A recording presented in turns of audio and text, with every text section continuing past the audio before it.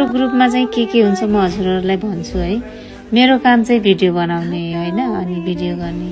त्यसपछि अनि नगेन्द्र बाबुको काम चाहिँ अब पैसा राख्ने, पैसा जता जता छ पे गर्नुपर्ने पे गर्ने।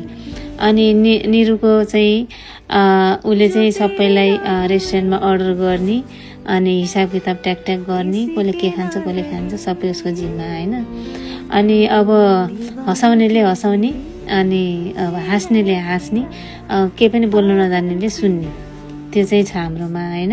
अब यहाँ चाहिँ हाम्रो खासमा यो बसमा जति पनि हामी हिँड्यौँ, जेमा पनि गयौँ, यो यसमा चाहिँ हाम्रो के कुरा भयो भन्दाखेरि नि निरुलाई चाहिँ उनीहरूको बाउहरूले अङ्कलहरूले चाहिँ राजकुमारी बनाए, आफूहरू चाहिँ राजाले, अनि 2-3टी बिहा गर्नुपर्छ भन्ने कुरा गर्दै टाइम पास गर्दै गयौँ।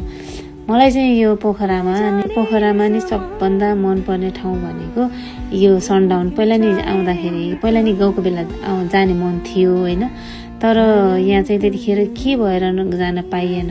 यसपालि चाहिँ सारुङकोट अब पानी परेर गइएन। त्यसपछि हामी चाहिँ सबैजना यहीँ जाने प्लान भयो। यहाँ गयौँ, एकछिन चिया कफी खायौँ। अब हाम्रो त यति ठुलो ग्रुप छ नि, 25जना भन्ने त चान्चुने ग्रुप होइन होइन।